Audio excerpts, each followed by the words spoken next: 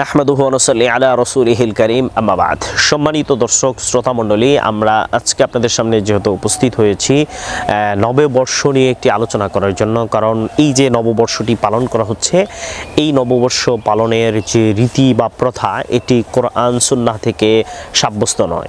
এবং আপনি যদি দেখেন, সেটি হচ্ছে যে এখানে কোনো ধরনের কোনো ইবাদতকেও কিন্তু উল্লেখ করা হয়নি, কারণ ইসলামের যে মৌলিক যে উৎসবের যে দুটি, সেটি হচ্ছে ঈদুল আজহা এবং ঈদুল ফিতর।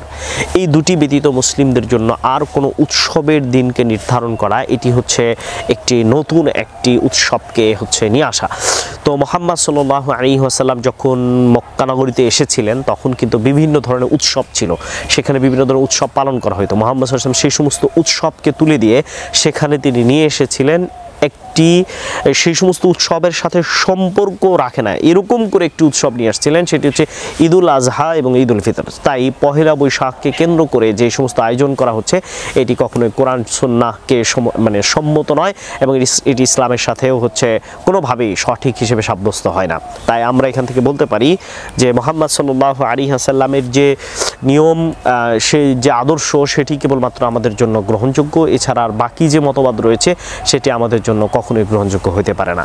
তাই আমরা এখান থেকে স্পষ্ট বলতে চাই যে পহেলা বৈশাখের মধ্যে যে সমস্ত কালচার এখানে নিয়ে আসা হয়, একটি কালচারও কিন্তু আমরা সঠিক একজন সুস্থ মস্তিষ্কের মানুষ কিন্তু এগুলো অ্যাকসেপ্ট করতে পারে না। কারণ এখানে দেখা যাচ্ছে যে বিভিন্ন ধরনের মূর্তিকে সামনে নিয়ে আসছে, মূর্তির প্রতি এক ধরনের আপনার ভালোবাসা সৃষ্টি করা হচ্ছে এবং এখানে অনেক হিন্দুয়ানি সংস্কৃতি কিন্তু এখানে ঢোকানো হচ্ছে। তাই উৎসব কেন্দ্র করে এই ধরনের কোনো কিছুই ইসলাম আসলে কোনোভাবেই সাপোর্ট করে না। তাই আমাদের সকলেরই উচিত যে এই ধরনের কালচার থেকে আমাদেরকে বের হয়ে আসা।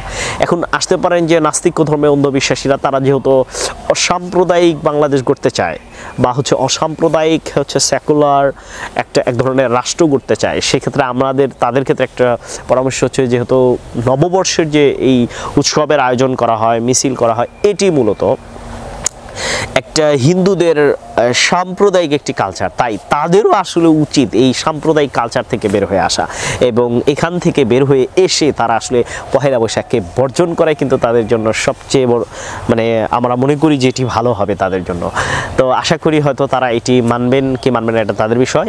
তবে তারা যদি সাম্প্রদায়িক না হতে চায়, অসাম্প্রদায়িক হতে চায়, তাহলে তাদের জন্য কিন্তু পহেলা বৈশাখ নয়। তো এই বলেই আমি আমার বক্তব্য শেষ করছি। সকলে ভালো থাকবেন, সকলে সুস্থ থাকবেন, সকলে সুস্বাস্থ্য কামনা করে বিদায় নিচ্ছি। আসসালামু আলাইকুম ওয়া রাহমাতুল্লাহি ওয়া বারাকাতুহু।